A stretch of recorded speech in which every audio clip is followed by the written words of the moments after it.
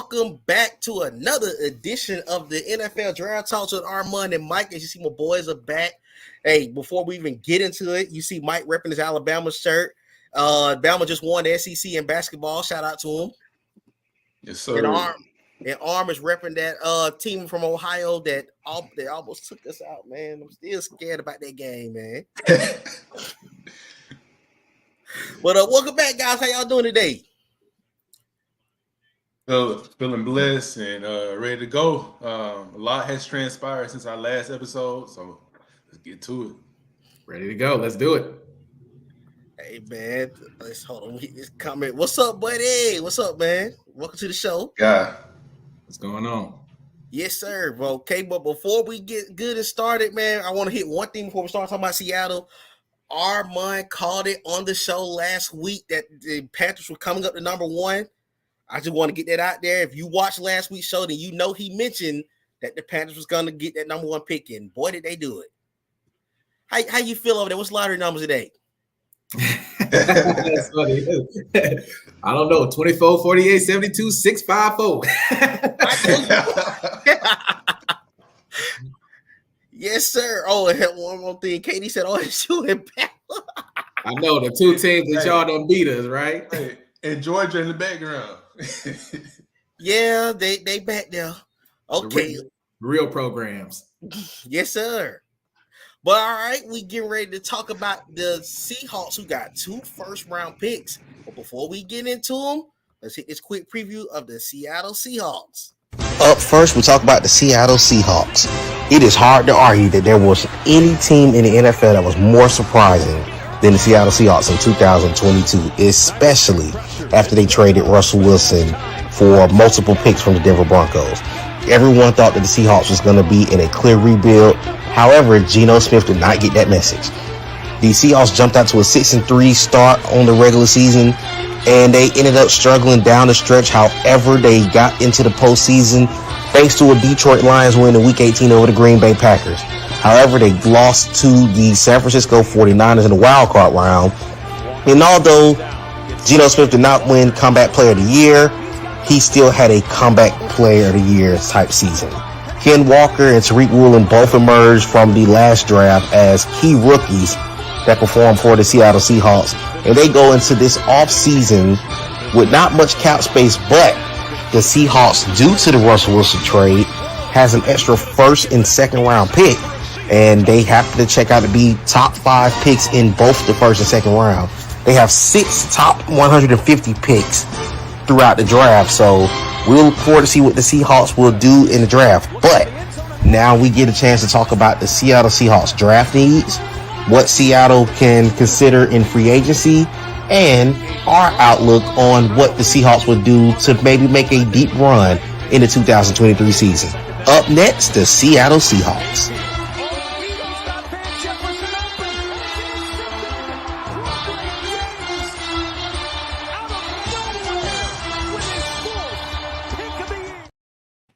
Yes, sir. The first team on the board is Seattle. As you see below, Seattle has the benefit of having 2 first-round picks. They have pick number 5 and pick number 20.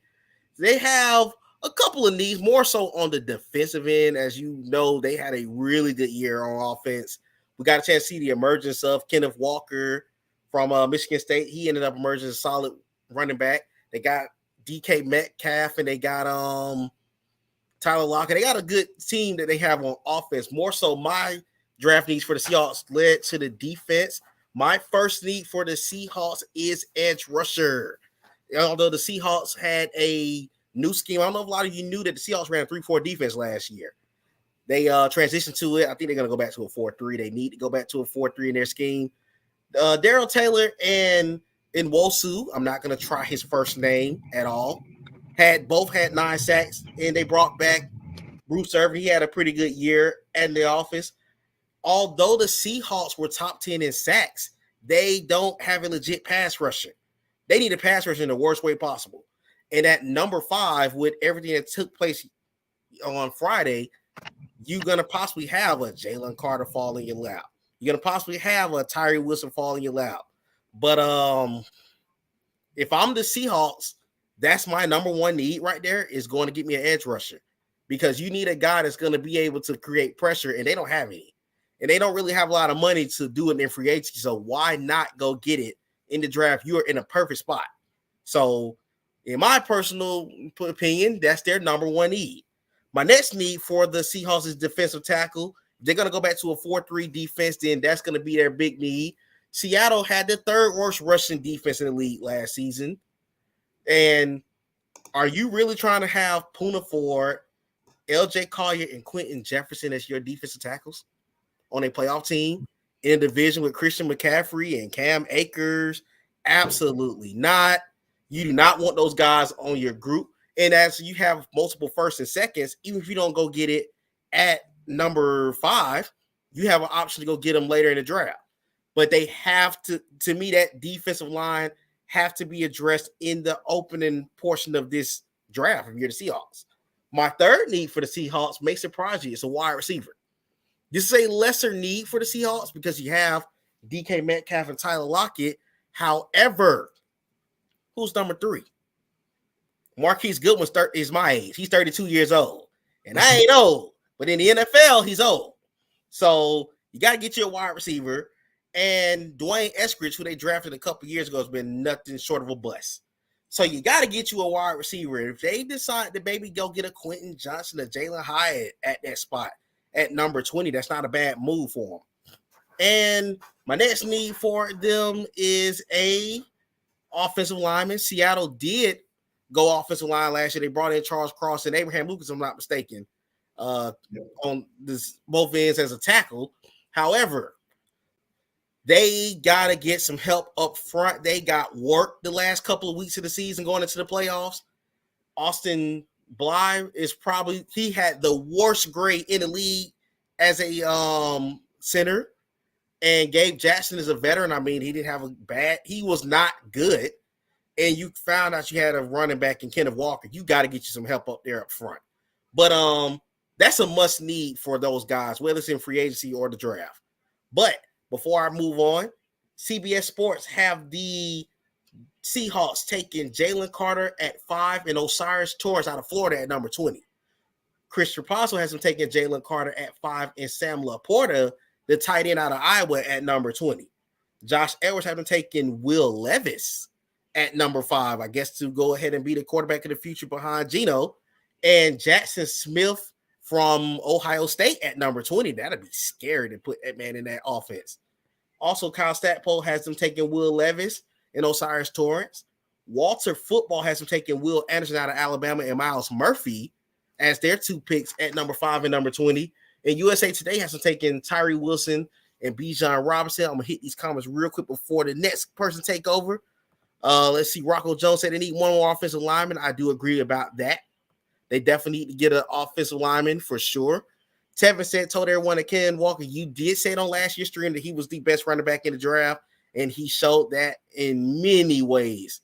And buddy, you absolutely did talk about Tariq Woolen. You were a huge fan of Tariq Woolen, and boy, did he show up and show out for the Seahawks. But I'm gonna pass over to whoever wants to take it next. That's my thoughts on the Seattle Seahawks.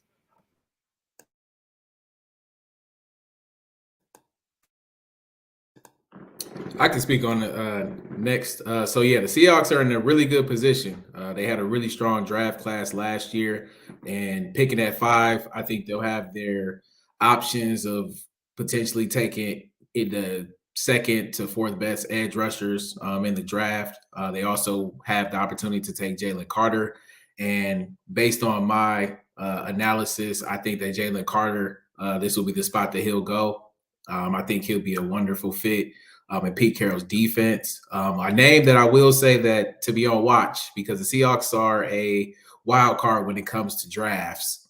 Watch out for Nolan Smith from Georgia. This could be the ceiling that he could potentially go. They like those athletic Leo edge rushers, dating back to Chris Clemens, Michael Bennett.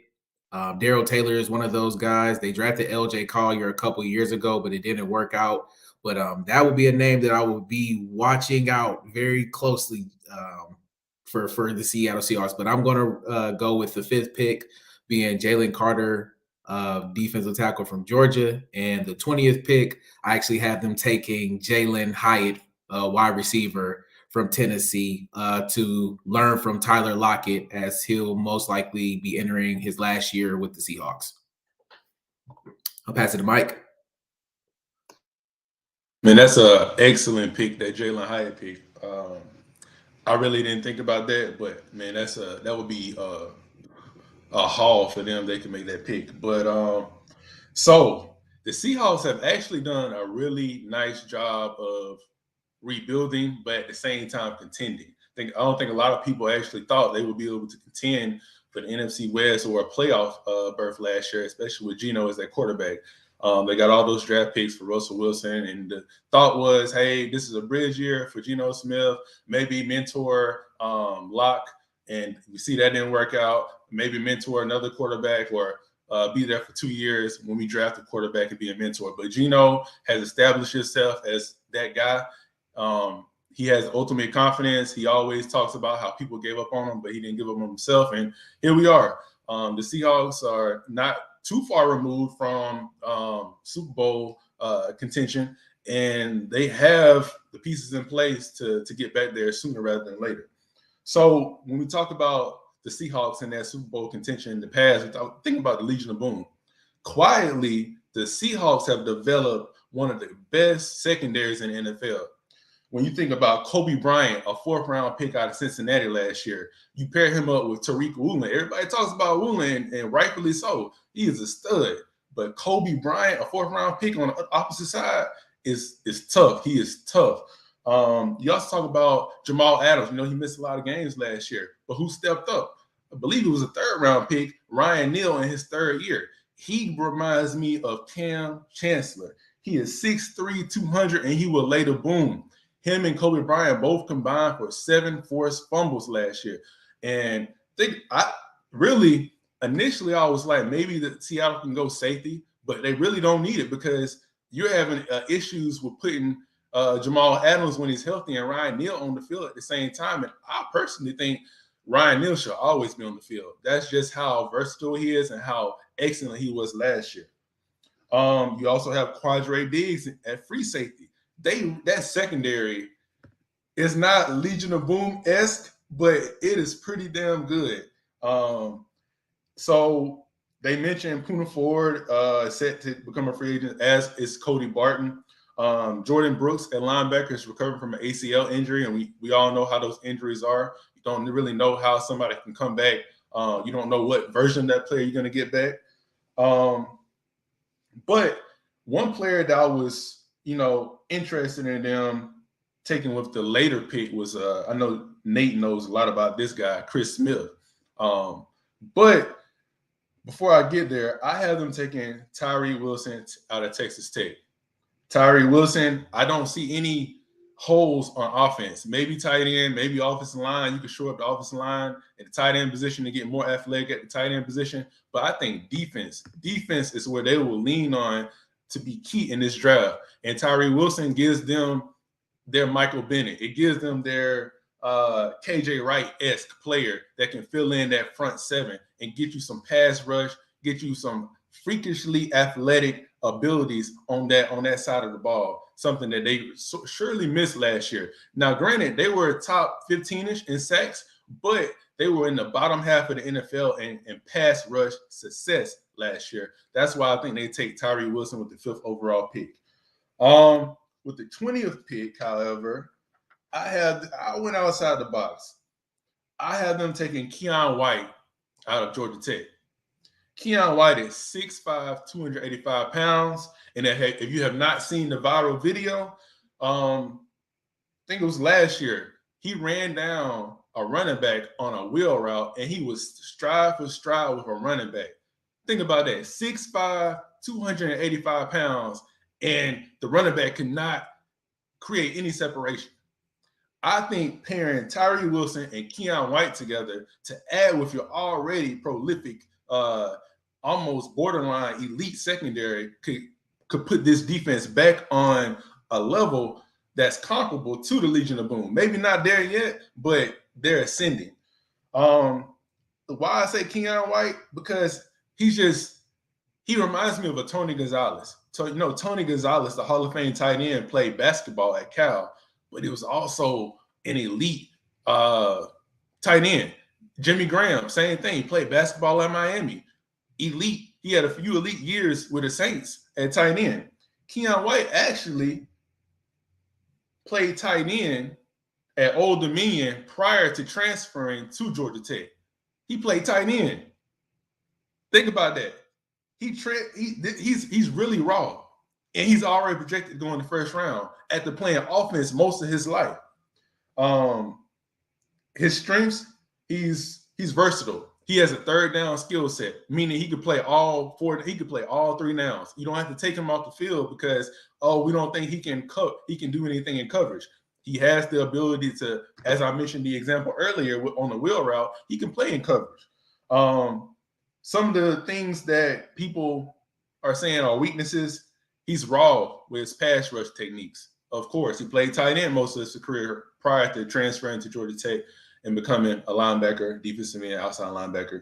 But he had 7.5 sacks last year, 13 tackles for loss. He had 9 quarterback hurries. I believe if the Seahawks combine him with Tyree Wilson, the Seahawks will be contenders in the NFC. I truly believe that. I believe in Geno. I believe what they have going on offense, but they draft those 2 stalwarts on defense. Look out.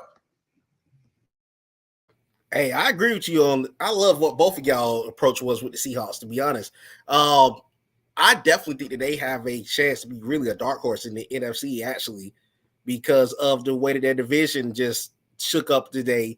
As of course, y'all know, a couple hours ago, Jalen Ramsey got traded for a Popeyes biscuit to the Dolphins, and the Rams probably going to be blowing that division up. We talked about the Cardinals earlier in the show last week. So they really got a chance to give San Francisco a little fit in the NFC West. So, of course, I mean, what do y'all think kind of where they stand in the NFC West going forward, like into next season?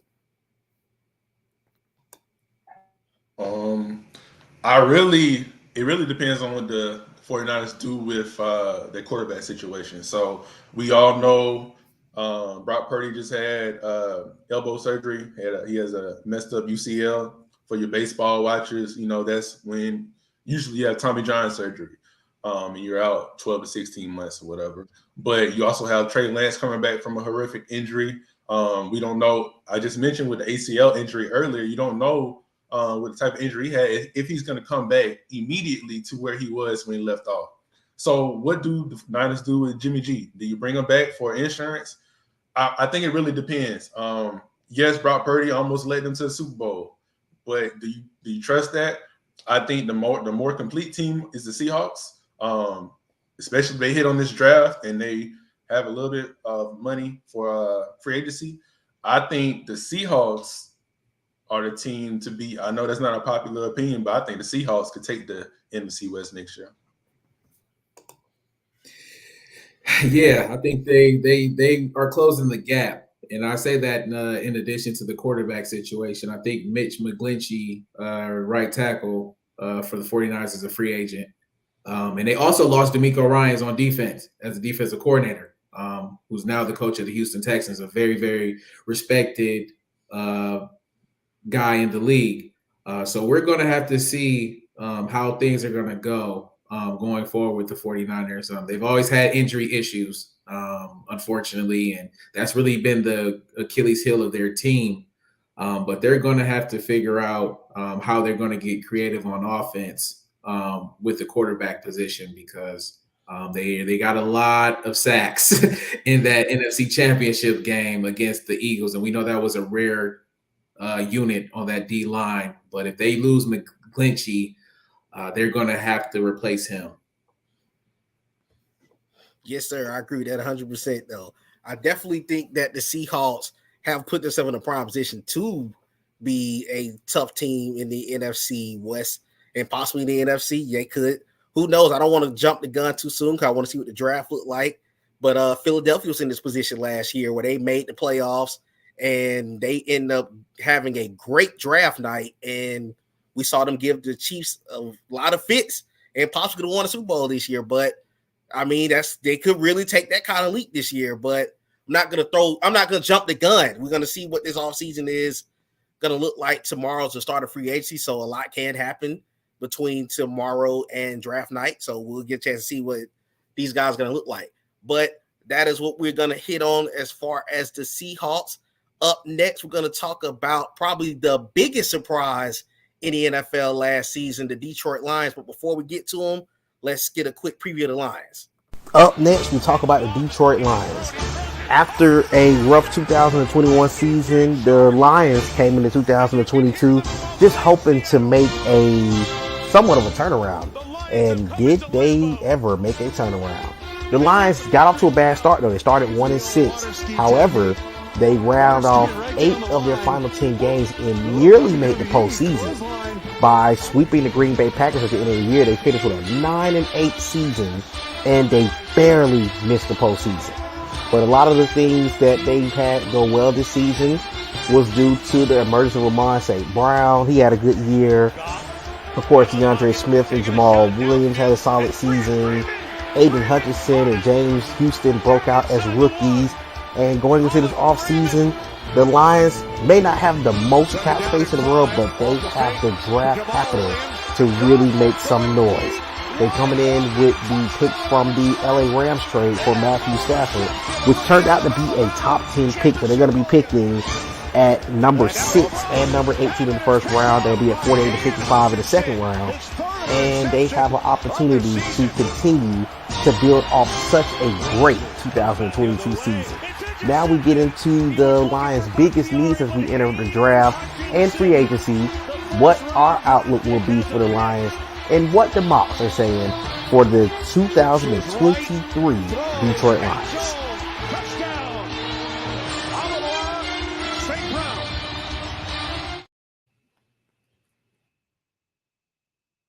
All right. Getting into the 2022 Lions, 23 Lions, I'm sorry, I said 2022. But I'm gonna let Mike lead the 2023 Lions. Mike, where's your stance on the Detroit Lions? Yeah, the Lions, they started off slow, and you were like, "Here we go, same old Lions," you know. But they picked it up later on in the season. They didn't pick it up defensively, which is where I'm going here. So the Lions allowed 6.2 yards per play last year. And as a Falcons fan, I thought the Falcons have been bad in recent years on defense. That 6.2 yards per play was the 10th most in the last decade. That is horrendous. That is absolutely horrendous. So, which is why it was an easy decision to go with defense here. Again, they allowed the 20th most points allowed, the 32nd in yards allowed, 29th in rushing yards allowed, 30th in passing yards allowed. They gave up 150 yards rushing 7 times, 300 yards passing 5 times, and they literally could have given up more 300 yards gained, but the teams knew they could run the ball on. During week 16, the Panthers ran for 320 yards against the Lions. Like I said, they could have had more 300-yard passing games allowed, but you know, it is what it is. They were also 30th in 20-yard completions, 25th in opponent passing rating. So this is a no-brainer. The Lions have to go defense, and they may have to go pull up Panthers from a few years ago when the Panthers' entire draft consisted of defense, where they drafted Chin, Burns. So you know, it's feasible. You know, it's fixable. When you have an elite offense like they showed last year towards the tail end of the season, you know, all you need is somebody that can get a few stops. You know, we're not asking you to be the monsters of the midway, the purple people eaters, or the Legion of Boom. We just need a few stops per game to give our offense, you know, some room to make a few mistakes here and there, you know, because they're not going to be perfect. So this was actually difficult. It was easy to pick where they were going as far as defense, but it was difficult to pinpoint the player. But I'm gonna go with offense, and I know that might sound contradictory because I said they gave up so many rushing yards last year. But I think you have to go best defensive player available, and here I think it would be Christian Gonzalez. He had an excellent draft combine. He ran at 4.38. He had a 41.5, 41.5 vertical leap. And according to Next Gen Stats, he had the fourth best overall draft combine score of a 92. On the Next Gen scale, it ranges from 50 to 99. So he was at 92. He was almost perfect. He almost got to the 99. And the Lions, they have a few issues in secondary. I know they're losing a guy on his secondary. I don't know why they would even, think about bringing him back. They also have Jeff Okudah. He hasn't lived up to expectations yet, but he had his moments last year where they were like, this is the guy that we drafted. This is the guy that we drafted with our early round pick. So I think another offseason in the system, another offseason with some, chemistry building with the coaching staff and whatnot, I think it might serve him well. And I think pairing him up with Christian Gonzalez out of Oregon could be something that, hey, it could catapult them into one of, top 15-ish secondaries in the NFL. And again, we're not asking the defense to be elite. We're asking them to be just good enough, because what the offense showed last year, that tells me all I need to know. So, yes, I have them going with Christian Gonzalez. As far as the other pick at 18, now I know I said they need defense, but when you have an opportunity to add to your elite offense, I think you have to. So we know they traded T.J. Hockenson at the trade deadline last year. So there's a void at tight end, but that's not where I'm going. I just wanted to mention that. I'm going with a player that I think could possibly be available now that Darius Slay Jr., big play Slay, is possibly on the move, and maybe the Eagles may change their direction of where they may have been going.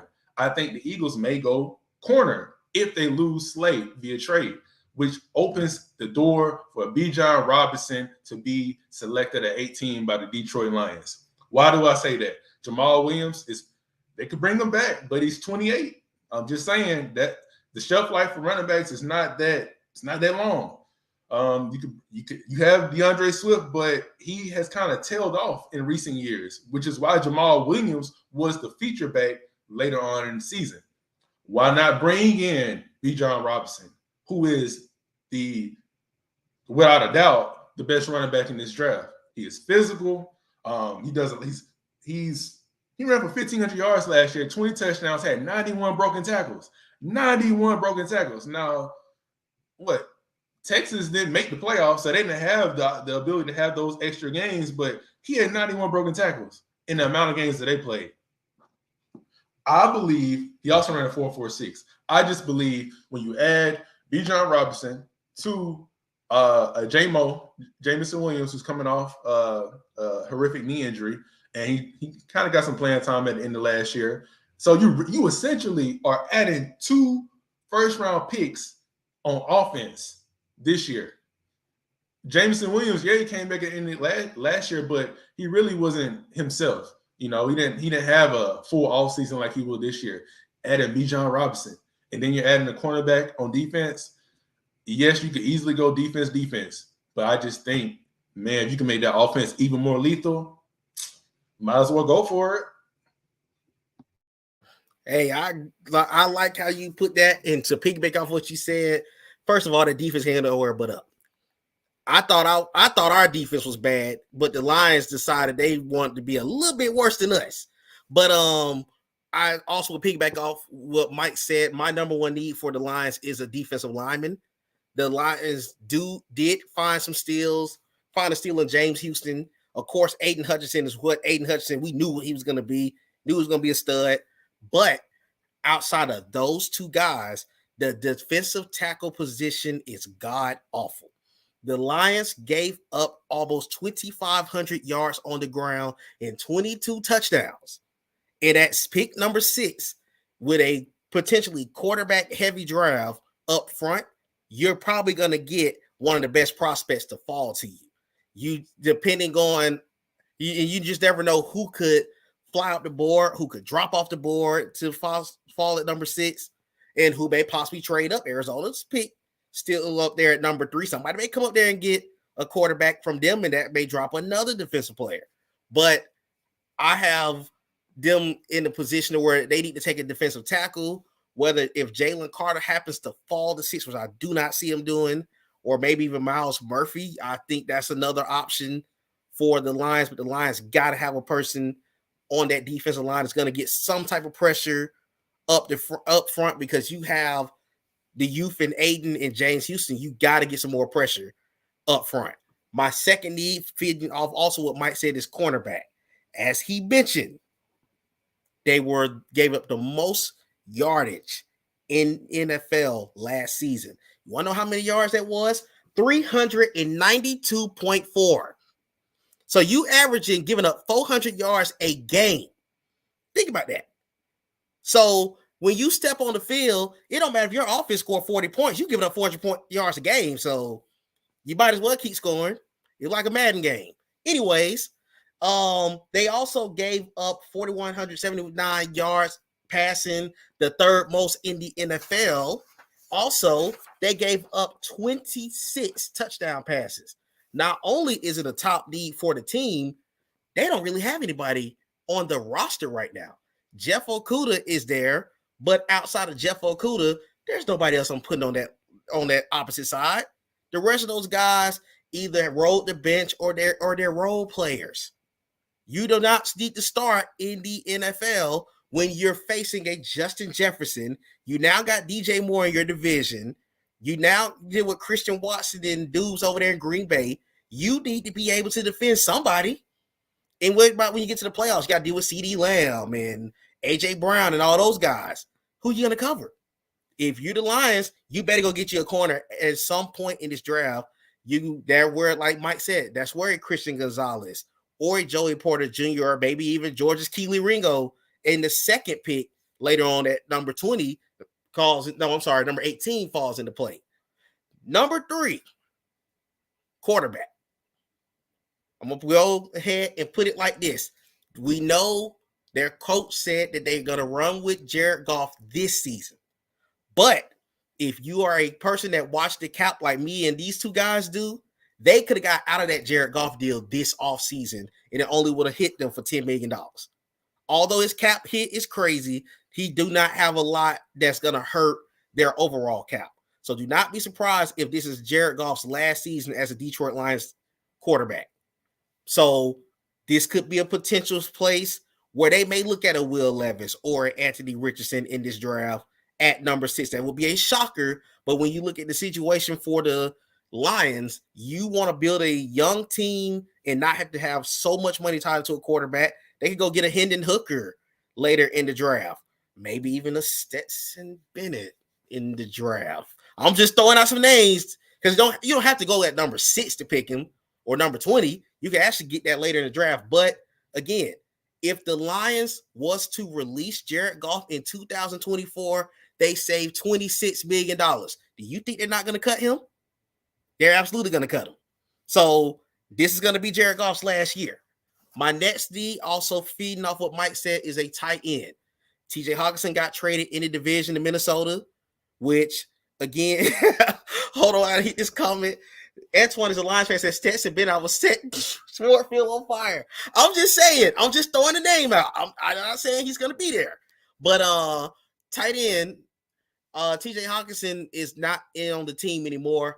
And that could be a potential second pick. You may go get a Michael Mayer or Darnell Washington to go on your offense, because look at the situation in Detroit. Are y'all starting any of those tight ends?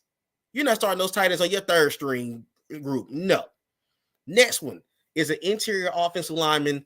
The Lions actually have a really good offensive line, but they may end up cutting Halavate to save $6.5 million of cap, and they may end up losing Evan Brown and Tommy Kramer, who's coming off of an injury. So they could potentially address this in the draft, or maybe even in free agency the next couple of days. May not be a top tier guy, but maybe just get some depth in there if you're Detroit. But CBS Sports, Josh Edwards have them taking Devon Witherspoon at number 6 and Miles Murphy at 18. Kyle Stackpole has them taking Christian Gonzalez at 6, Brian Breesy at 18. Christian Apostle has them taking Will Levis, I just mentioned about the quarterback, at 6, and Devon Witherspoon at 18. Ryan Wilson has them taking Miles Murphy, and Maryland corner Deontay Banks at number 18. Walter Football has them taking Tyree Wilson and Christian Gonzalez at 18. And USA Today, Mike mentioned about a potential trade. They have them taking Christian Gonzalez at 6, but this is going to be something to watch out for in the draft if it happens. They have the Lions trading down with Tampa Bay. So that could be a definite situation to watch as we talk about them later on down the road. But that's really where I take things into consideration with the Lions, because as Mike mentioned, that offense was top tier last year, and that defense was the worst thing I think I've seen since the 2012 Saints. But with that being said, I'm going to pass it over to Armand. Yeah, I think you both, Mike and Nate, make some great points. With that being said, I feel like I'm about to cause some chaos. And so you made one of the points that you made was in regards to their quarterback, Jared Goff. The Lions can save $26 million next year. And Nate, I know that we've had this conversation that with the Seahawks having Geno Smith, with the Lions having Jared Goff, you had successful quarterbacks last year, but we know on a year-to-year basis, things could potentially change. And the question is, do you expect your team to pick this high again because you were given a gift from a franchise? And so I actually lived in Detroit for 3 years. I know the impact the Fords have on the franchise. And Brad Holmes, the GM, has done a wonderful job. And so with that being said, with the 6th pick in the 2023 NFL draft, the Detroit Lions will take Will Levis, quarterback from Kentucky. And based on his tools, he has a great tool set. He's very, very similar to Matt Stafford when he first came in the league from Georgia. He performed really, really well, has one of the strongest arms that you will see in this draft class. Guy is just ripped. He got good arms on him. He's really smart. He had a really, really good 2021 season with a more talented team at Kentucky. 2022, we saw some erratic, throws, turnovers, which are the main concern with Levis. But I do think with good coaching and also being around, Jared Goff for a year, who's more of a cerebral quarterback who can initiate the offense.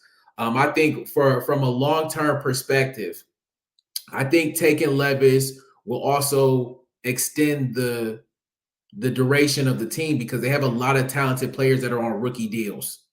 And you have to be mindful of that because currently they have $18 million in cap space. And if they can reset that with guys like Jamison Williams, Amon Ross St. Brown, you still have DeAndre Swift, you have Penei Sewell, you have Jonah Jackson. Aiden Hutchinson is still on his rookie deal. That's going to be costly.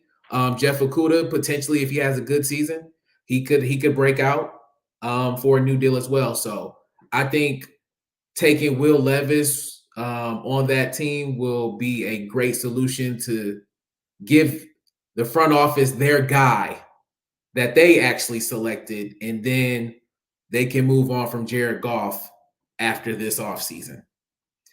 So with that being said, I'll move on to the 18th pick. So I agree with all the needs. Defensive line is a major need. However, the Lions have invested a lot of resources into defensive end. You mentioned Aiden Hutchinson. You mentioned James Houston. Josh Paschal, another player from Kentucky that they drafted last year, I believe, in the 2nd round.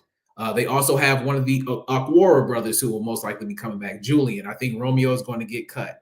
So I think that they'll bypass defensive end. They want to give those guys some time. I think they need to bring a veteran into that room to teach.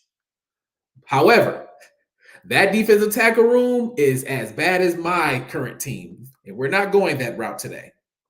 But I'm going to give them some help. That's what we're here to give some help.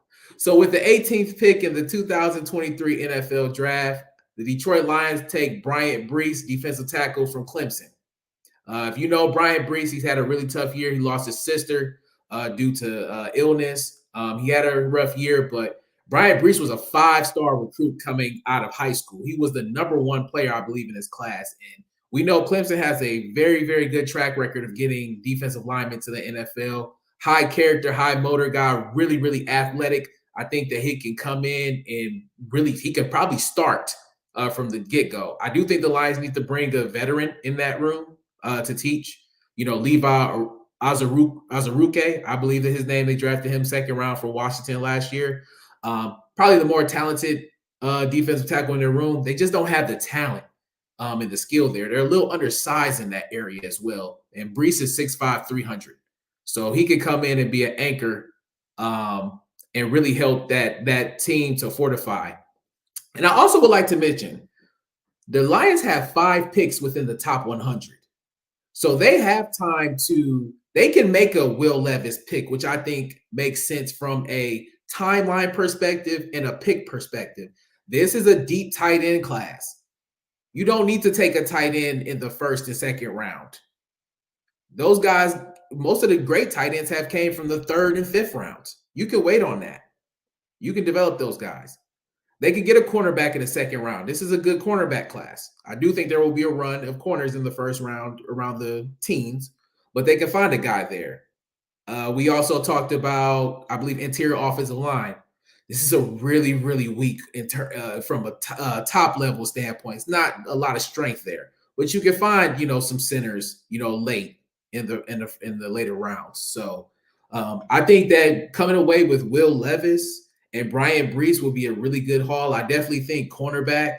I know that's the main issue, and I also think they need to get a veteran there. I know they were ranked as one of the top man-to-man teams, I believe, that they ran last year. And I know that Aaron Glenn, a great former NFL cornerback, is their defensive coordinator. So I think this will be a great start for the Lions to potentially be the NFC North champions in 2023. Hey, I agree with that 100%, Armand, because I'm not going to lie to y'all. When you look at the NFC, when y'all look at the NFC North, let's just be honest. Minnesota might have peaked. It may, and I know a lot of folks may not agree with that, but Minnesota won 13 games just to go home to Daniel Jones. They ought to be ashamed of themselves of losing that 1st round game at home. But anyways, the Packers, we don't know what's going to happen with Aaron Rodgers. He could be a Jet by the end of the week or maybe before the draft. And then Chicago is in a good spot too. That could be the neck and neck for the future. So the Lions have an opportunity to really make some noise in the NFC North as early as this season.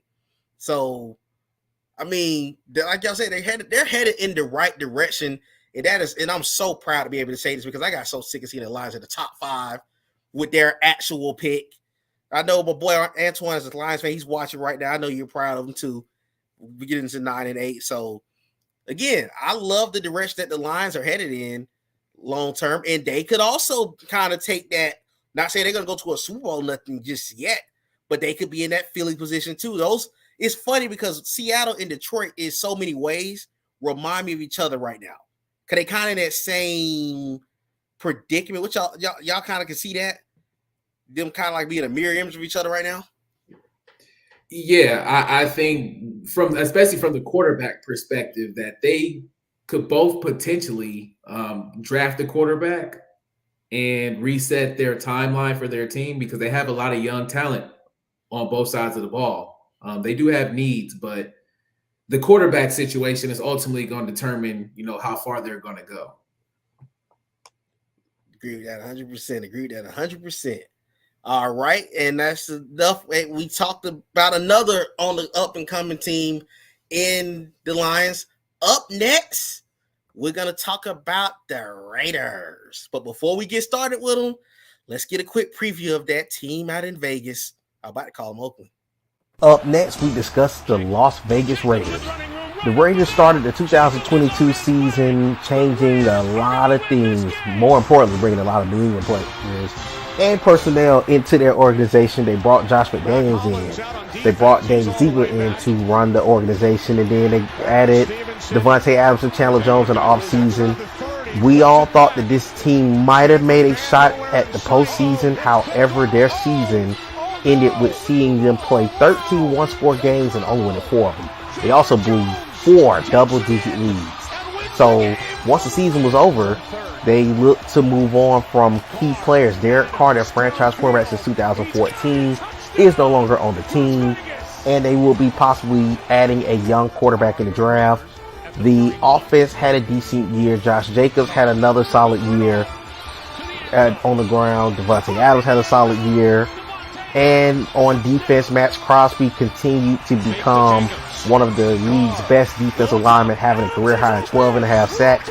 But the Raiders enter this offseason with a lot of move. They have a lot of room to work with this offseason. More importantly, they're going to have almost $50 million in cap space. They have 6 picks in the top 150, including the number 7 pick in the draft.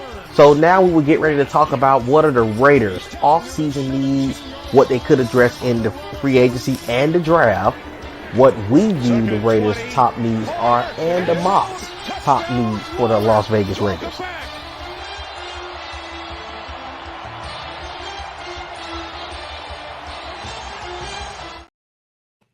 All right, as you see, we're about to talk about the Las Vegas Raiders. They are a very interesting team. Their number one need is clearly quarterback. And of course, they just lost Derek Carr. He's heading into this division, so I got to boo him 2 times a year. But anyways, they need to get them a young quarterback immediately. But if you're a young quarterback going to Vegas, you would be absolutely excited because you have Josh Jacobs in your backfield. You got Devontae Adams. You got Darren Waller. So you're going into a good situation as far as skill talent.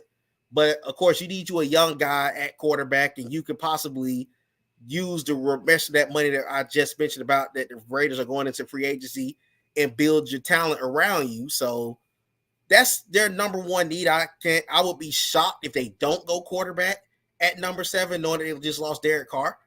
My second need for them is an interior defensive lineman. As solid as Max Crosby and Chandler Jones is, who plays D tackle for this team? Do y'all know those guys? I don't. They're terrible. They have 2 guys in Neil Farrell Jr. and Matthew Butler, who if you only knew them, you only know them by playing Madden. You would know them as far as stepping onto the field. Those guys do not get any type of pressure. They need to get pressure to help Max Crosby, who is breaking out as one of the solid D ends in this league. Chandler Jones is Chandler Jones. He's going to be solid as usual. But you got to get somebody that can get some pressure up front. You cannot just have those 2 guys cutting loose and have nothing to show for. That's the situation with them. The offensive line for the Raiders, this could be another need because they got if you bring a veteran quarterback in there, you got to be able to protect the quarterback regardless. And the Raiders, they are in a interesting position because although they have a couple of top 100 picks, do you go left tackle here? Do you go Peter Skoll from Northwestern here? Or do you say we can get us a tackle later on in the draft like a Paris Johnson at some point later in the draft? But you have to get you some tackles because ultimately they don't have a lot of depth on that line. They had injuries on that line. So they're kind of in a weird position. Cornerback, in my personal opinion, would have been number 1 if Derek Carr to go to New Orleans because their best corner is Rock Ya-Sin, and he's in free agency. They don't have anybody at corner. Nate Hobbs is decent, but he was hurt. And when you look at the rest of their team, who else is playing corner? Nobody. So they definitely need to go get a corner. And my last need for them was a linebacker. Think about the Raiders linebacking group. Who is the Raiders linebackers? Nobody. Nobody at all.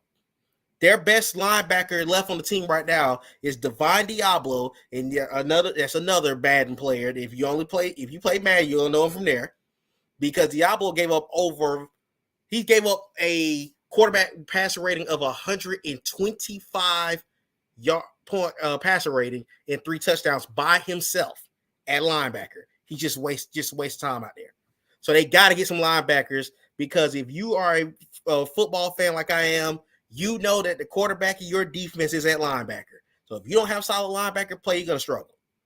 And according to the mock drafts, all of CBS Sports have them taking Anthony Richardson, with the exception of Kyle Stackpole. He has them taking Jalen Carter.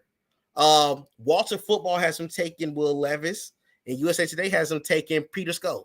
So that's where the direction for the Raiders. I'm going to pass it over to Armand and get his take on the Raiders.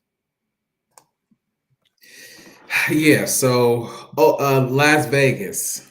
So I think they're the biggest loser right now because they got hopped.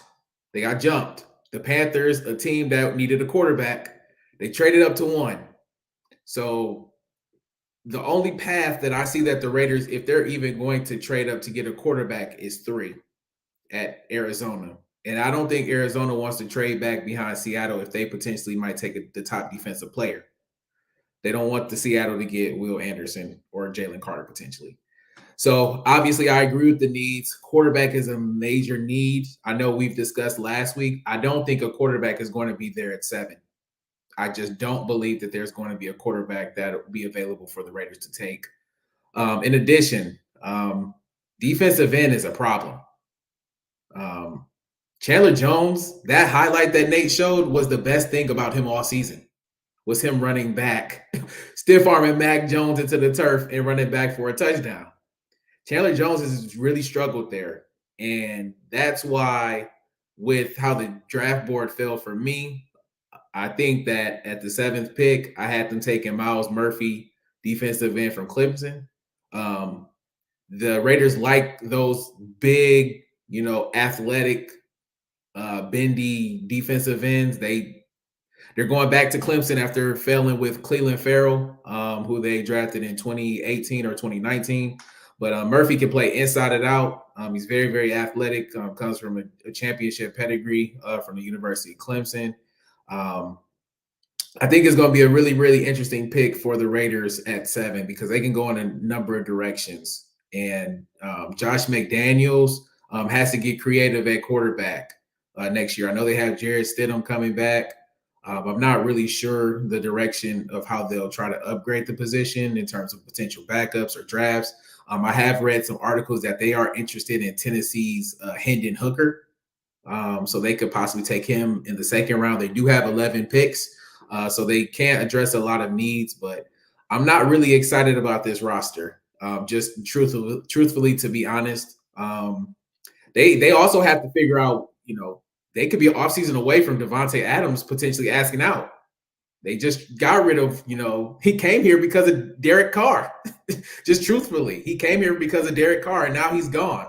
And so who's going to be throwing him the ball? Darren Waller has been in trade rumors recently. Hunter Renfrow, hopefully he'll be able to bounce back from a subpar year. I think he has some injuries. And Josh Jacobs, they kind of mismanaged that situation with him not picking up his 5th option. So they had to franchise him this year. And so if he has potentially another good year, are you going to give him a large contract? Those Alabama running backs have been through a lot of punishment, and he had over, I believe, 300 carries last year, if I'm not mistaken. So that offense needs a whole bunch of construction, and that's not even discussing the offensive line. Outside of Colton Miller, it's a lot going on there. And I don't know what the Raiders are going to do. The Raiders are always a unpredictable team on draft day. So those are my thoughts, and I wanted to pass it off to Mike for his take. Yeah, I absolutely agree. I think the Raiders have mismanaged a lot here. And next year they could potentially lose Josh Jacobs and Adams, like you mentioned. So at linebacker, they have Jayon Brown's free agent. You got Denzel Perriman's head free agent. Rockyon Sin at corners at free agent. Your most experienced corner is going to be Trevon Morin, who was a 2nd-round pick out of TCU last year. He's a nice building block. You have Max Crosby on one end, Chandler Jones on the other, but this is not the Chandler Jones that we have grown accustomed to because, Father Time is undefeated. I have their needs being quarterback, O-line, D-line, and D-end for the aforementioned comment. They were awarded 2 compensation picks this year because of trades and whatnot. And you could also look at offense as well and be like, okay, we have Devontae Adams, all-pro receiver. You have Darren Waller, who has not replicated his amazing season of 2 years ago. He's been dealing with injuries. So eventually they might want to look at tight end as well. I think you need receivers to complement Devontae Adams because as of right now, Matt Collins is your number 2 receiver. He had 94 targets last year. He was decent. He almost had 700 yards, had 4 touchdowns. But respectfully, Matt Collins can't be your second best receiver. I'm sorry, but that needs to be addressed as well. They're in the running. There's been rumors and talks that they could potentially go after Jimmy G, which could alleviate using a pick on a quarterback in the draft. But the issue with that was what I mentioned earlier. What are the 49ers going to do? You know, they have all 3 quarterbacks have injury issues. So do you want to hedge your bets on saving a quarterback for insurance, which, you know, they went to their 4th-string quarterback last year. The odds suggest that things usually balance out in life. So maybe they don't have that injury bug at that position next year. It might go somewhere else to another position. But I think the 49ers are kind of like, we had our 4th-string quarterback getting a lot of playing time during the NFC Championship, and even he got hurt. You had to bring back Brock Purdy, and he wasn't able to physically throw the ball. So there's still a lot that can go on in the NFL that can dictate what the Raiders do over the next couple of weeks. But I have them going after a couple of guys in free agency that could help them if they can get them. Javon Hargrave out of Philadelphia, that can help that defensive line. Jermaine Pratt from the Bengals, as well as C.J. Gardner-Johnson and Jamal Dean to shore up that secondary.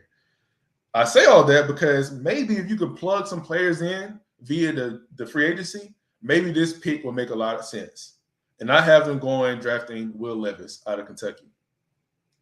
Originally, last week, I believe I had the Raiders. I had Will Levis going to the Colts, but so much has happened. It's been jumbled up. I have him going to the Raiders now. He does have some mechanical issues that need some fine-tuning, which is why I suggest them bringing in a veteran quarterback, maybe a Jimmy G, if you don't have to, spend too much draft capital. If you can get him for like a 5th-round pick or something like that, I would go ahead and bring him in to mentor Will Levis or just give him some time to let Jimmy G be that bridge quarterback so Will Levis can come in, get comfortable, learn the offense, not be in a rush to be the starter from day one. I think that would do him some good.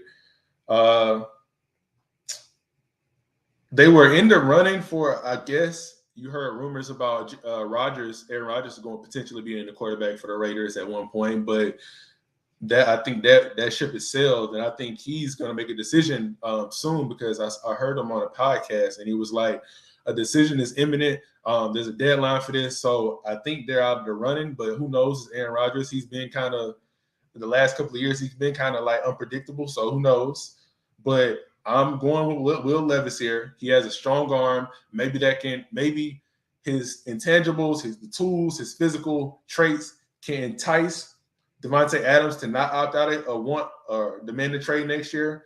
Maybe, I'm sorry, I'm trying to be as optimistic Raiders as I can, but you should, like, the whole Josh Jacobs fiasco, you franchised him. That's like, it's a lot.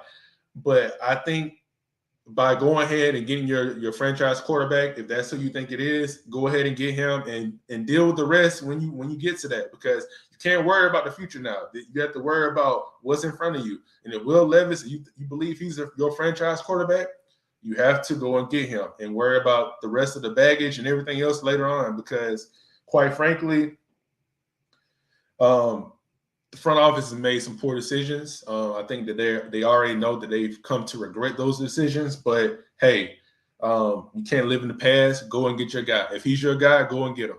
And so, yeah, I have Will Levis going to the Raiders.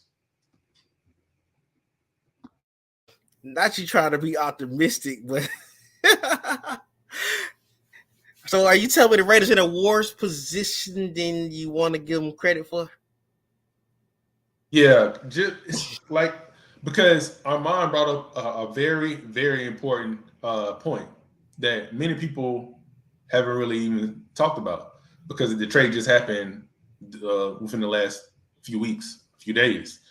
With Derek Carr leaving, the primary reason for Devontae Adams wanting to be there was because that was his college teammate. They had that rapport. They developed that. That's the guy. That was his guy.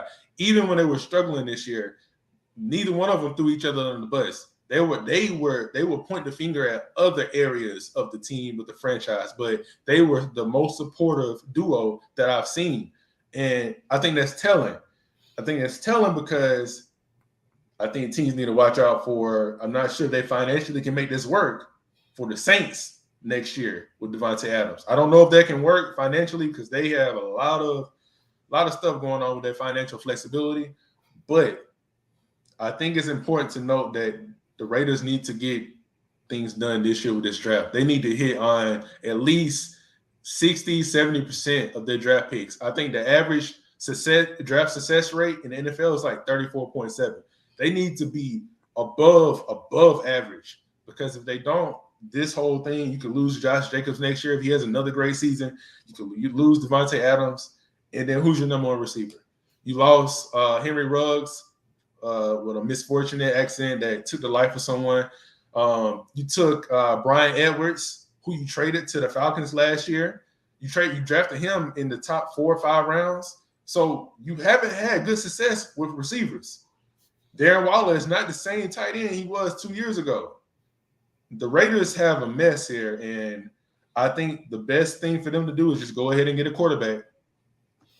I agree 100%. And we know the Saints can cook them books. So that's the last person I want to see in a New Orleans Saints uniform is Devontae Adams. What's your take on that, Arm? Yeah, I agree with Mike. Just with the Raiders, I mean, we could just look like how did we get here? You know, the Raiders have made a lot of bad draft picks. Obviously, the Henry Ruggs situation was an unfortunate situation, but just moving that team from Oakland to Las Vegas has been a disaster. Let's just be very honest. And you got these young men who are in Sin City. The NFL does have programs, but it's a lot going on out there, man. And that's just Henry Ruggs. Damon Arnett from The Ohio State University got cut. Alex Leatherwood, your guy, University of Alabama. He was a reach in that draft in 2021, I believe, because he got traded 1 year later. A very good athlete, but technical skills were very bad especially for Alabama standards. Garyon Conley, another The Ohio State University guy. Allegations of some situations came about. So I'm not really sure what the scouting department has been doing in regards to Las Vegas. And one thing too that we have not brought up, they have a lot of cash flow issues. We don't really talk about the business side. I like to talk about the business side of things, but they have a lot of cash flow issues. And when your owner has issues in regards to certain players that you may want to pay in advance, that can be a problem. And so you can't give guaranteed money immediately at signing or at a trade once it happens. So I do hope that the Raiders can find them a quarterback. I think the main thing is going to be, are we going to just sign a veteran just to get us through so we can possibly be in the Caleb Williams sweepstakes? Because I think there are some teams who have already waved that white flag. But that's going to be a tough decision. And I would say in regards to the Devontae Adams situation, hey, man, do not rule out the Jets, because that deal is done. It's just a matter of time when it's going to be announced. And he might want to play with Aaron again before Aaron is done. And if that can be done, watch out, because that's going to be a really, really good offense. That's a very good point too that you made. Very good point that you made. and that covers the Raiders.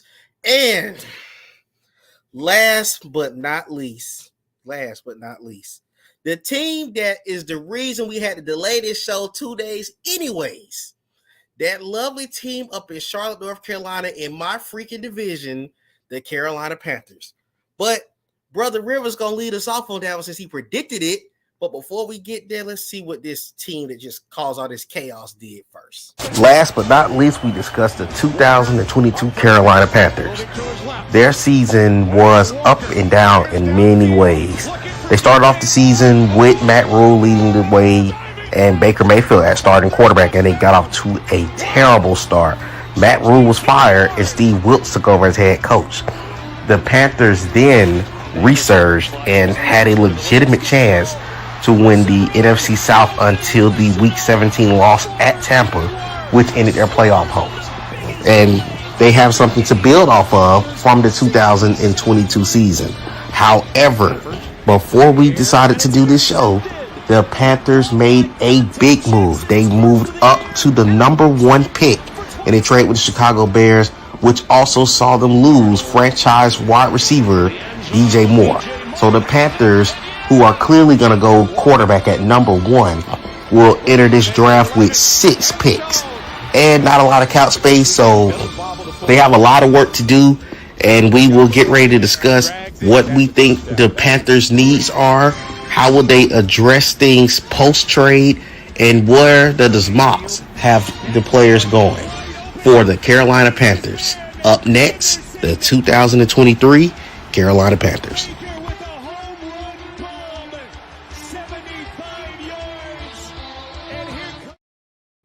Hey, before you lead off, Armand, Mike, didn't that just make you sick to your stomach again to see that touchdown? I've seen it in person one time enough. I didn't want to have to see it again when I did. Man, over the last 2 or 3 years, there has been a numerous amount of situations where the Falcons have been like in like 4th and 15, 4th and 25. They have allowed the conversion. I just have never. I'm not used to this. Like I've gotten used to it being a fan, but it's just that is not good football. Yes, sir. All right, Armand, we're gonna let you lead it off because you called it last week, and you deserve to lead this Panthers segment off. All right, so I did not have any inside information in regards to this trade. It was just something that just made sense from the outside. If you know, the Panthers have taken a different route in regards to addressing their quarterback needs in the past. Getting Sam Darnold and Baker Mayfield, who are younger quarterbacks, on their 4th and 5th year deals to see if they could have benefited from a change of scenery from their respective teams that they were drafted. Some of the needs that I have for the Panthers, it's a long list, so just brace with me for a second. So the first need is quarterback. And just pretty much self-explanatory what I just explained. They really haven't had a competent quarterback since Cam Newton. So I think that's here or there. Second need, wide receiver. They just traded their number 1 wide receiver in DJ Moore. So it's going to that room is bare. They have, I believe, Shi Smith, Rashard Higgins. Their best receiver is Terrence Marshall Jr., who is from LSU. I know you guys are a little familiar in SEC country down there a little bit. Third need, tight end. They have not had a competent tight end since Greg Olsen. They need to get a target, especially for their future quarterback. Get him a safety net. The fourth need, running back. They traded Christian McCaffrey last year. Chuba Hubbard, good story. Good guy. I think he could be a nice complimentary back, but not a primary back. They have Deontay Foreman, kind of a journeyman. I don't know if he fits what Frank Wright's vision of a running back is. Kind of more of a 2-down running back. Not much going on. Next need is interior offensive line. So last year they drafted Inke Nkwaknu, probably their best lineman that they got last year. They also signed Austin Corbett from the Rams, was injured last year. Bradley Bozeman, I think, is a free agent who also was injured last year. Potentially thinking if they would like to bring him back on a short-term deal.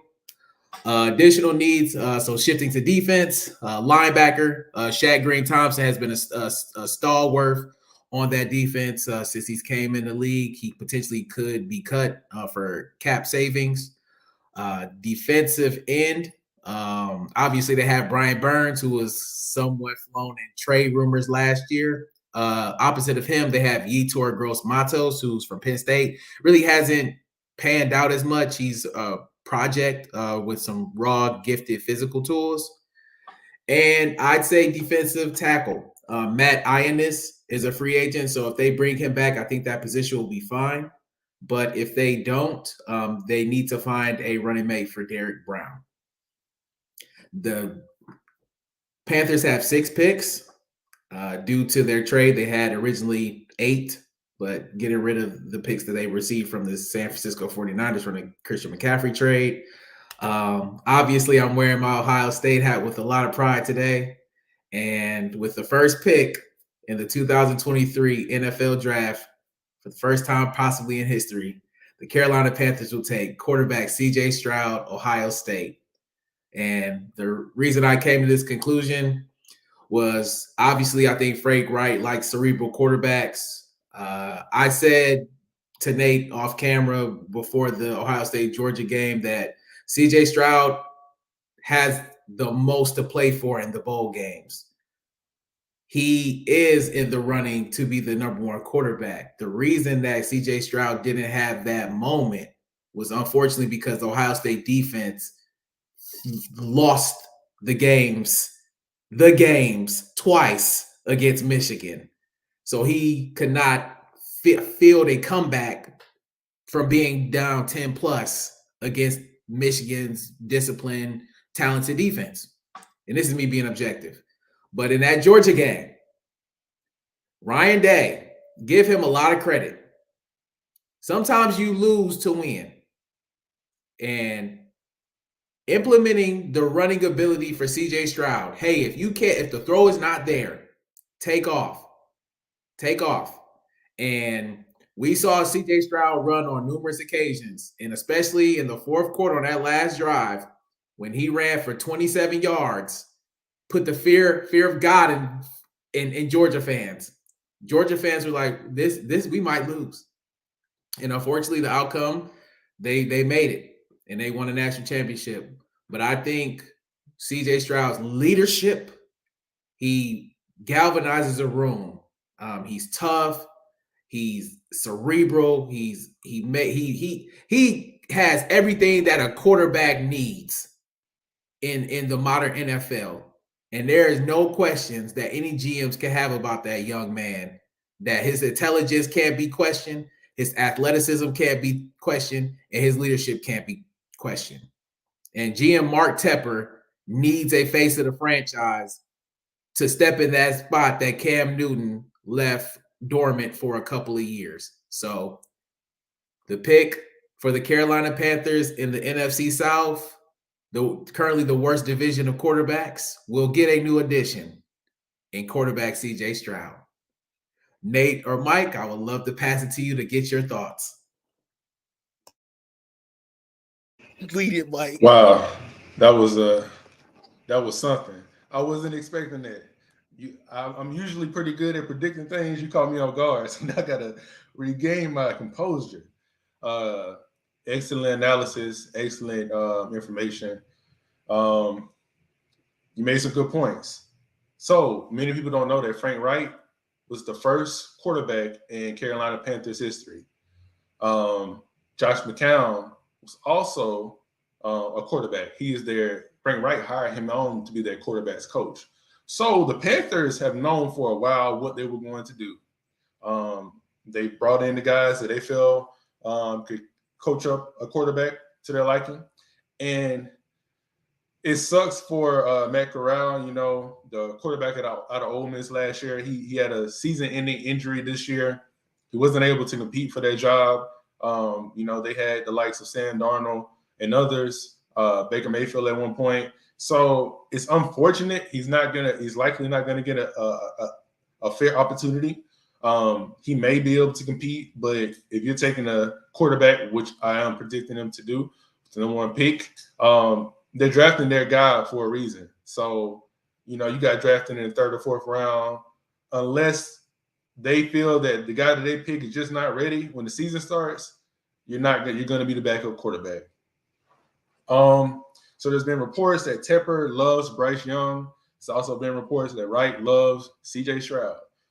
So you have two heads butting together. I'm sure they when they made this trade, they knew they had come to an agreement on who they were going to draft. So because you don't make this trade, you don't risk all these assets that you gave up if you have two people pulling in two opposite directions. So they know who they're going to draft. I think they have one of the top offensive lines in the NFL, actually. Former top six pick, Ekwekwanu, he's expected to improve. He didn't have a top 6 pick-ish outlook last year or season. He struggled at times, but that's to be expected. Not everybody can translate to where they're drafted immediately. That's why those players that do they're very special. They have Taylor Martin. He's excellent as well. Bradley Bozeman. They're trying to they restructure some contracts to try to bring him back, and I believe they're going to get to that. I think the GM came out and said this week that he is going to be back, so they're just trying to get the money right. Right now on offense, like Armand said, Terrace Marshall is receiver 1. And Laviska Shenault, you have him. But Terrace Marshall is your number 1 receiver. Ian Thomas is your number 1 tight end. He's been there for a while. I want to throw something out, and this may not have any bearings on what they do later on in the draft after the number 1 pick. But the Carolina Panthers were one of 13 teams that was present at Odell Beckham Jr.'s private workout this week. I think they know, hey, Terrace Marshall is our number 1 receiver. If we're going to get a quarterback, we need to get him a number 1 target. And we don't think that is Terrace Marshall Jr. Now, they have some money, these restructures that they can create some cap space. And I think the difficulty lies where Odell wants his number, and he's not going to budge on that number. And you're going to be competing against Super Bowl contenders. You're going to be competing against the Chiefs because they were present. You're going to be competing against the Jets. You're going to be competing against the Steelers and some of these other players, other teams that are actually Super Bowl contenders. Now, the Panthers, arguably, before that Derek Carr trade, they were one of those teams in the NFC South where you're like, it's wide open, but the Panthers probably have one of the best young cores prior to that DJ Moore trade. But on defense, that defense is ascending still.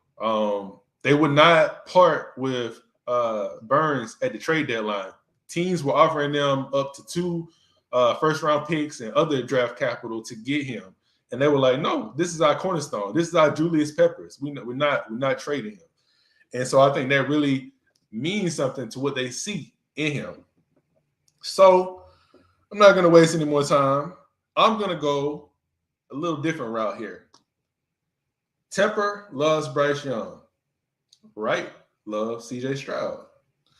I'm going to go with the quarterback that ran the fastest 40 time since 2006. A 4.43, 40.5 vertical leap, 6'4", 244 pounds. You will hear a lot about why he didn't win at his collegiate team. He struggled with inconsistencies, much alike Will Levis.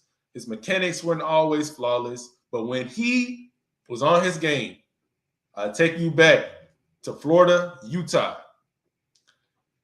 He put on a performance that was at least top 10 as far as college quarterbacks last year in that game. And with that said, the first pick in the 2020-23 NFL draft, the Carolina Panthers select Anthony Richardson, quarterback, Florida.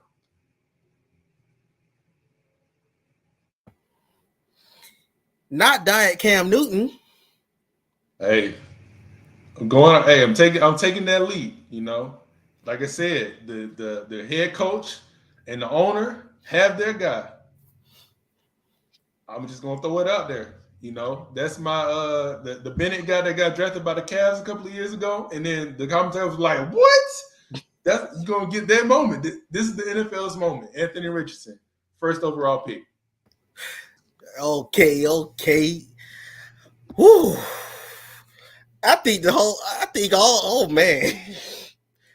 I wasn't ready for that one. Oh man, but I do agree with what y'all are saying in regards to the Panther situation. I think they got some young talent out there in Carolina. The only thing I hate about that trade is that they lost DJ Moore, because to me, DJ Moore is I like DJ Moore as a wide receiver, and I look at the remaining offense that they have, and Deontay Foreman only shows up against the Falcons 2 times a year, but the other 15 games he don't show up. They don't have, like you said, Armand earlier, the tight end situation. They haven't had a tight end since Greg Olsen. I'm not starting Tommy Tribble or Ian Thomas on any of my teams. And there's more talent defensively, and they kind of have a lot of holes to fill. I like Terrace Marshall, but he has not shown me wide receiver 1 yet. Maybe potentially with a better quarterback, he could do it.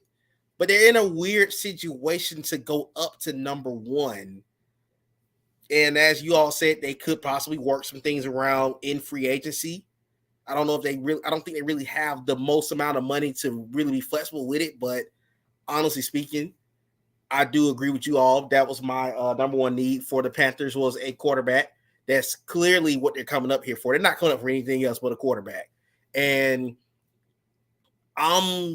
I agree with both of these guys. I don't really know what quarterback they might fall with the most.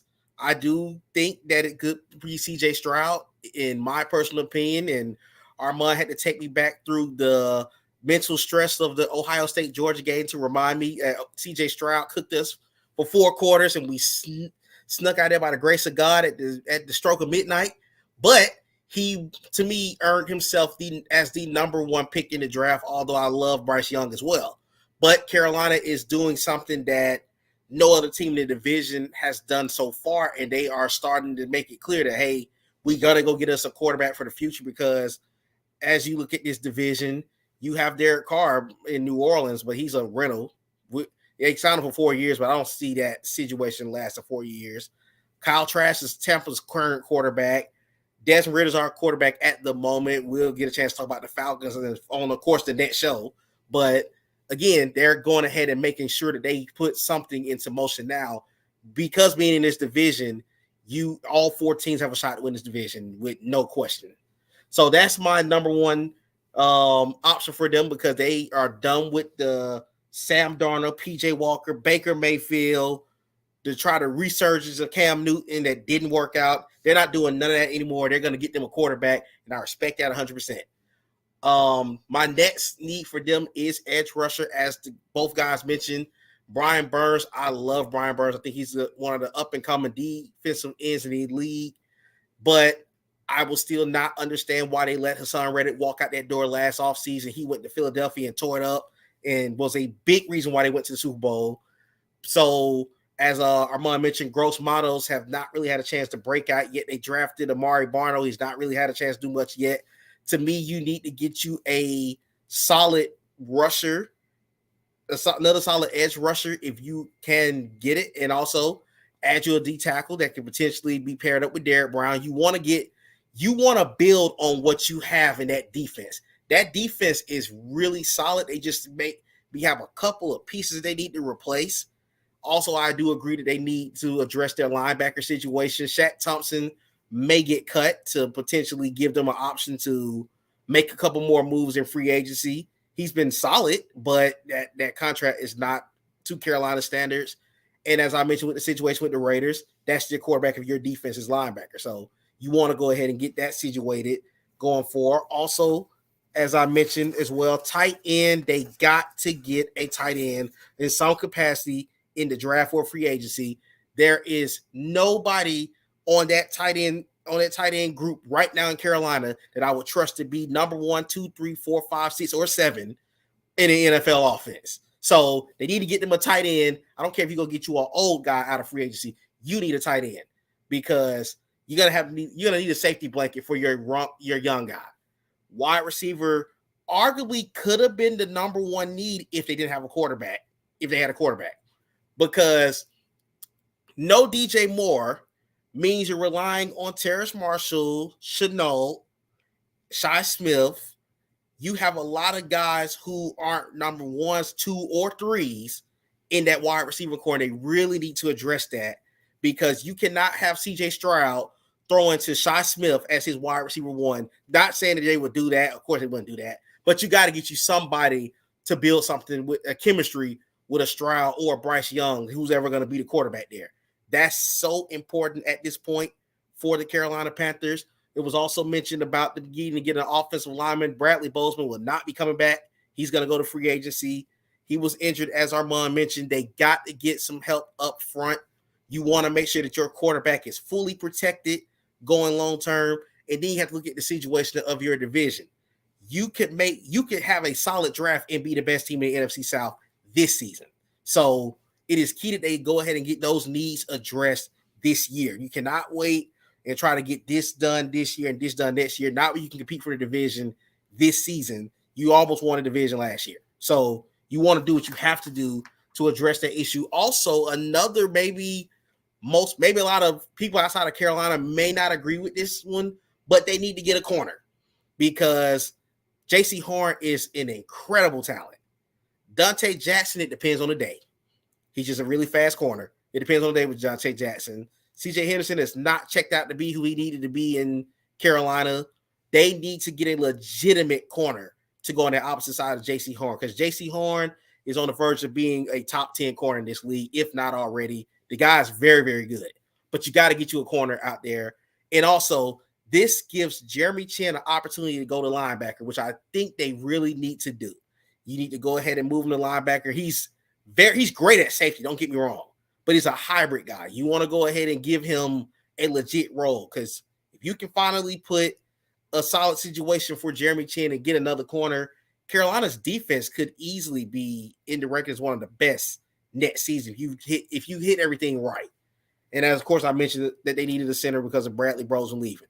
But to the mocks, Josh Edwards hasn't taken CJ Stroud. Kyle Stackpole hasn't taken Bryce Young. Ryan Wilson hasn't taken Will Levis. Chris Trapasso hasn't taken Anthony Richardson. And Walter Football and USA Today hasn't taken Bryce Young. So it's really neck and neck between Bryce and CJ for the mocks right now. Me personally, I don't see anything wrong with either or. I'm just trying to look at what do you put around them in the short term to make them even look as a competent franchise quarterback going forward. So that's my whole thing with the Carolina Panthers. And as the guys mentioned, they got to get some offensive talent in there starting tomorrow when the tampering period starts. I don't care who you go get. You cannot go into that draft with no wide receivers, that type of talent at wide receiver. Trust me when I tell you, you're in our division. You've seen us with Zacchaeus and everybody that was on the roster after Kyle Pitts got hurt. So I'm just being honest with this situation. But there was a question asked earlier I want to get into before we wrap it up. Let me see, can I pull it up? Because I really want to hit this question. I wanted to hit it earlier, but I wanted us to knock out the 4 teams first. The question was, do you think the hype on Anthony Richardson is real? I'm going to let y'all hit that one first.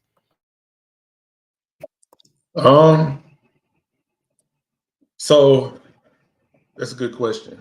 Personally, I don't, but I believe that if it was me, I would take CJ Stroud or Bryce Young. But the reason I say Anthony Richardson is because it's just the notion or the theoretical process and analytical stuff. NFL teams believe in this 6'3", 6'4", 6'5", 6'6" quarterback. I mean, they believe in the Justin Herberts of the world, which is why you always see during draft time, you hear people talking about the Bryce Young. Is he 6 feet? Is he 6'1"? Is he 5'11", 5'10"? And they try to tear down, they try to make things too hard. It's not difficult. Go with the best player. See this CJ Stroud, or Bryce Young. They love talking about what is his ceiling, what is this player's ceiling, you know, and they believe that Anthony Richardson and Will Levis, their ceiling is actually higher than Bryce Young and CJ. This is not my opinion. This is what I've been hearing. You know, these are what the reports. This is what the scouts are saying. That's not me. That's them. So, do I believe in the hype? I don't. But I just know I've seen it too often. NFL teams get in their own way. They make it too difficult. The slam dunk pick is right in their lap, and they're going like, "Hey, we might have the next Michael Jordan-esque player right here. Let's go get him," instead of going and getting the Matt Ryan or whomever. So, to answer the question, no, I don't think the hype is real. But for the people that matter, the people that's making the decision making in the NFL, they do.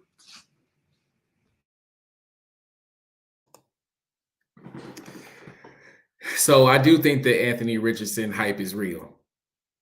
Every year there's a quarterback who gets pushed up.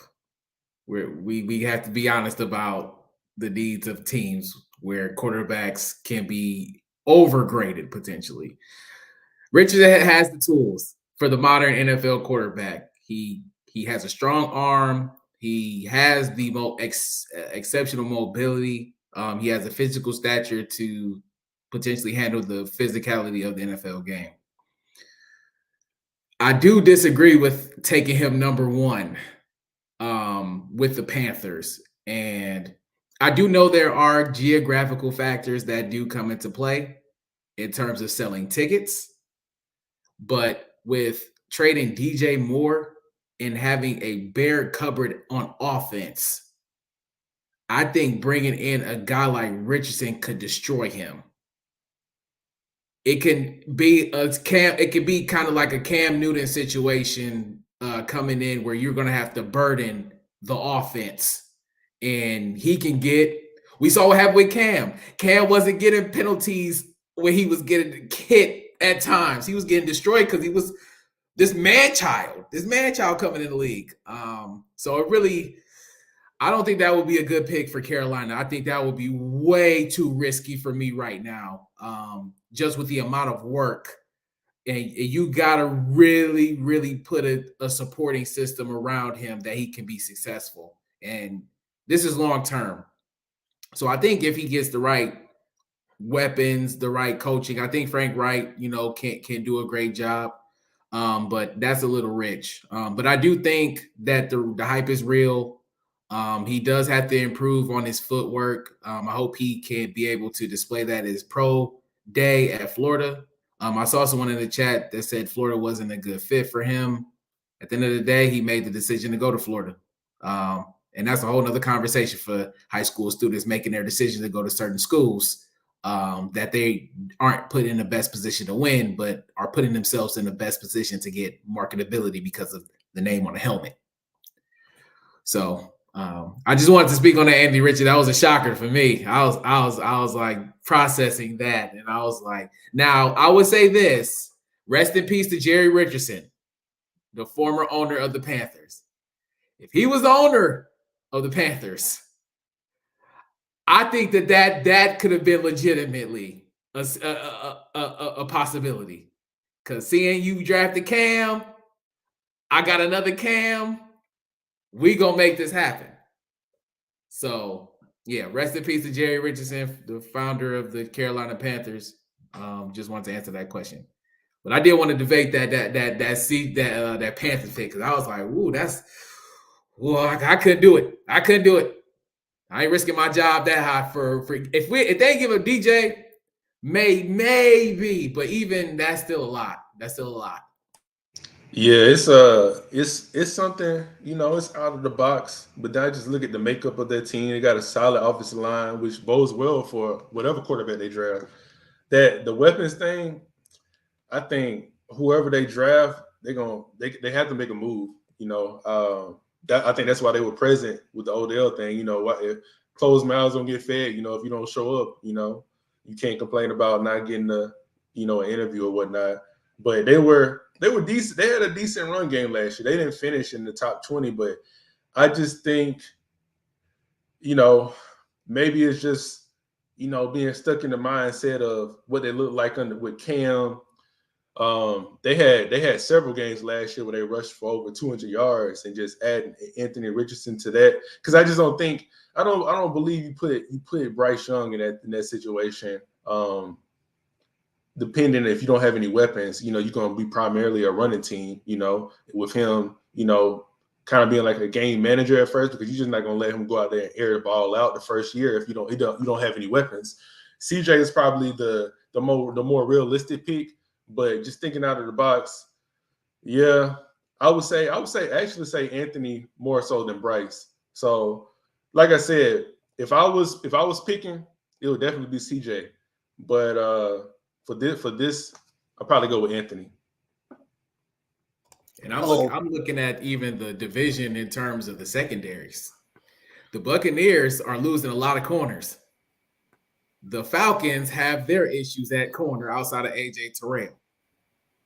The Saints have Ohio State's Marshawn Lattimore, but if they could get CJ some weapons relatively quickly, and I do think they're going to sign a tight end, Dalton Schultz. I think that they still have the 39th overall pick. They still have the 93rd overall pick, so they can draft some wide receivers. They can trade back to get some more picks. They got $22 million in cap. So I think that they definitely will surround whoever the quarterback is going to be. I think the reason for trading up, like you said, the power dynamics of between CJ and Bryce, it'll ultimately come down to private workouts, just to differentiate who they want, because they may have their narrowed down to two, but they're going to possibly have like, okay, we need to have private workouts with them to see if potentially we like CJ, but we might like Bryce too. So we need to have that differentiator. Hey, I can agree. I agree with what y'all are saying in regards to. I'm split with Anthony Richardson, to be honest with you guys, because I see the skill set. There's talent there, but I also watched the man play at Florida this season and said, this guy's supposed to be considered a top 5 pick. Oh, not that guy. To be honest with you, I look at the situation with Anthony Richardson, and I do agree he needs to be in the right system. And I'm going to show that comment real quick from Vale's going on, bro. Said, I don't think Florida was a good fit for him. He ain't had the weapons as other quarterbacks right system with a good quarterback coach. His ceiling MVP Cam Newton.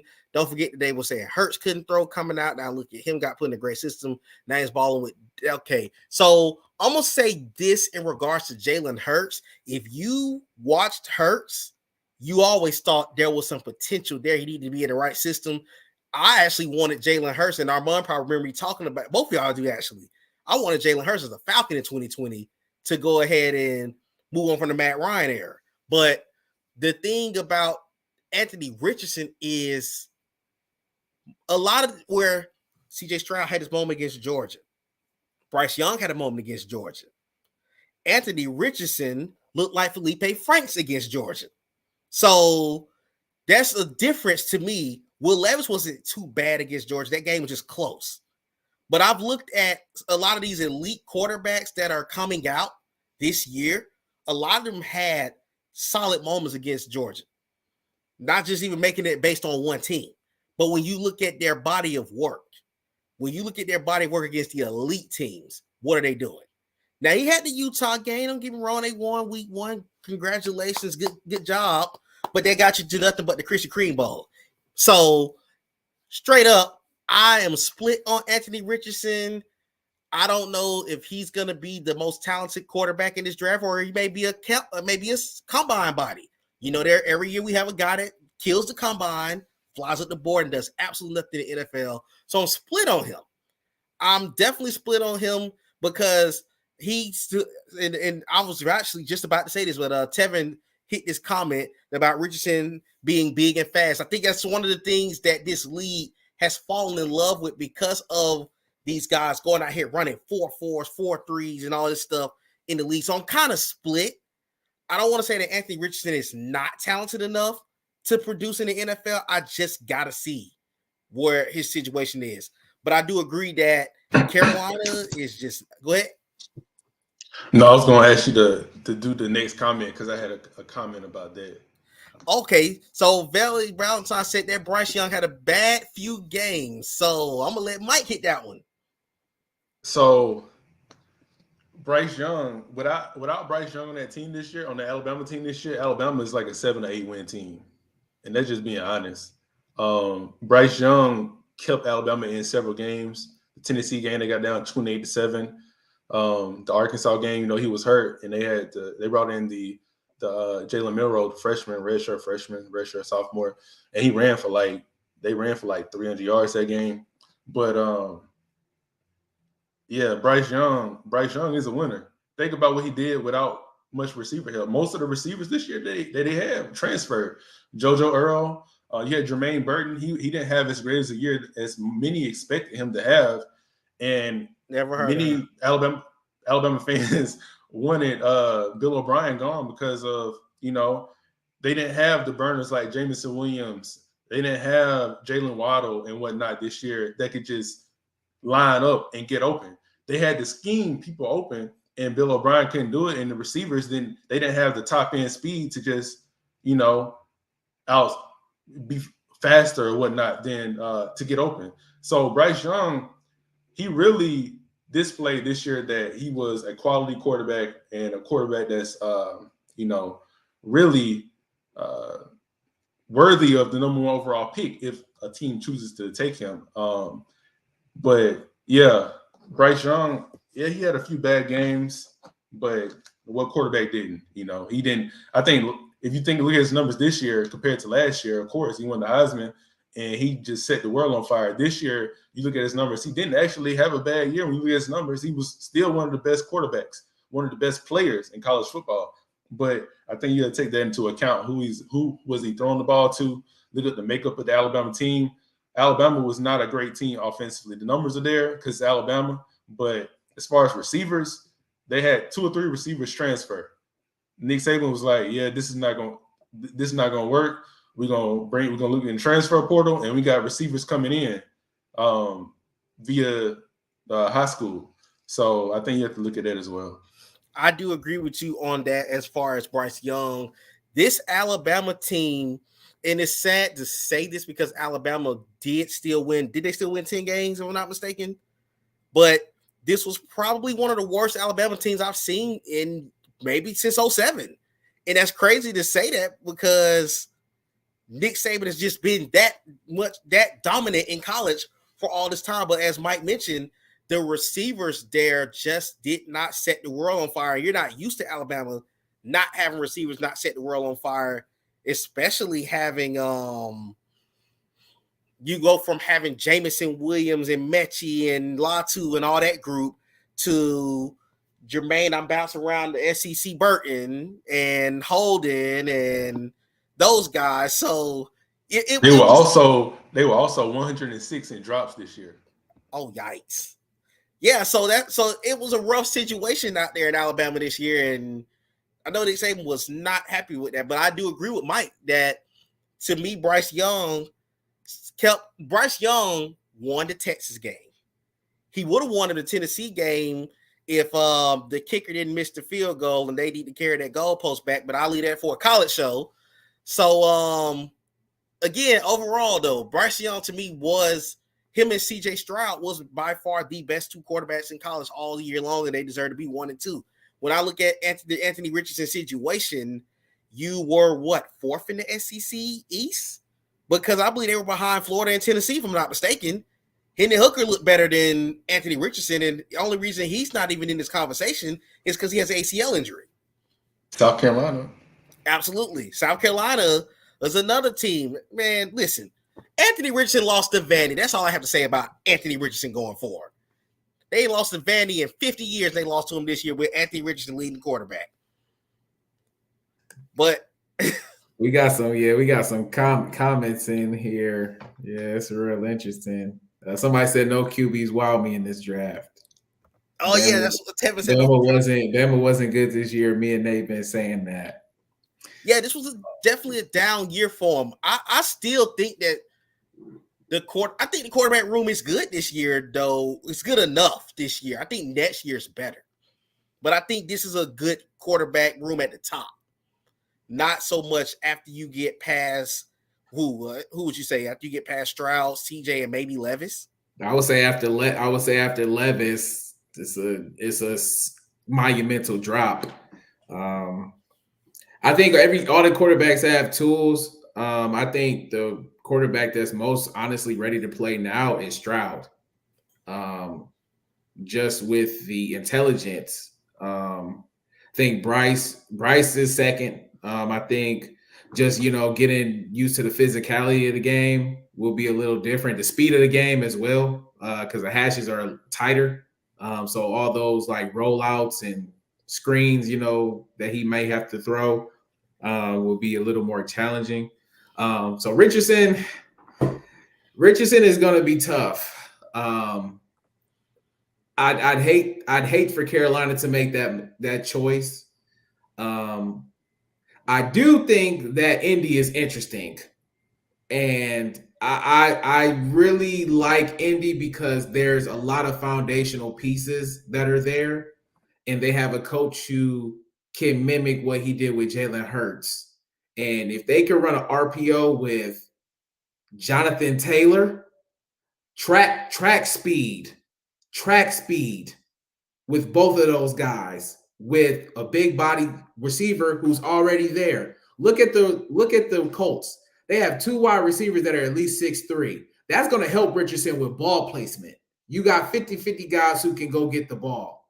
And so I think Indy would be the best position for him to go to at least come in. If he has to start, he doesn't have to put the whole team on his back. You got an potential all-pro rusher. You got a 1,000-yard receiver in Michael Pittman Jr. And Alec Pierce had a really good year as a rookie from University of Cincinnati. They got Jelani Woods, who I talked about last week, a 6'7" target. So you get him, if he has accuracy issues, you get weapons who can make those catches because they're taller receivers. Don't get him some 5'10" guys that his accuracy who don't have a catch radius. That's going to be a problem. There's going to be a problem.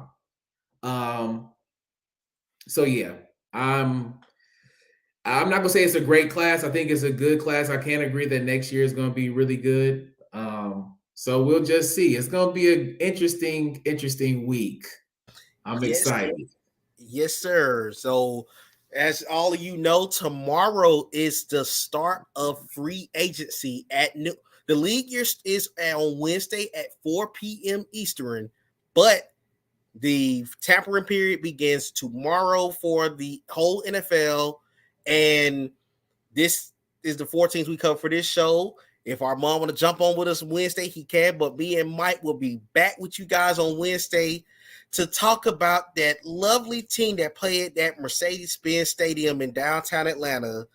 Those lovely Atlanta Falcons. That's a gorgeous building. It's a gorgeous building with a bad football team. But do you guys want anything else that you want to hit before we get off of here?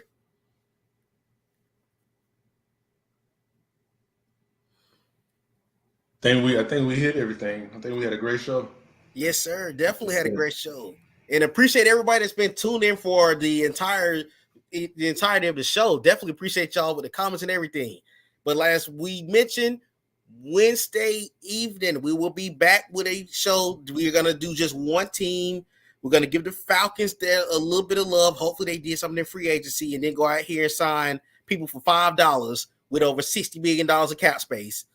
But until next time, this has been Nate, Armand, and Mike. We will be back. And until next time, y'all, enjoy your Sunday. And by the way, if your team is in the college basketball selection show, the committee is going to release who's the bracket in about 13 minutes. So good luck to all the college teams in the playoffs. The Bulldogs won't be there no time soon. The Buckeyes won't either. All right, y'all. Until next time, this has been another Draft Talk with Armand and Mike and Nate. Y'all have a good rest of your Sunday. Take it.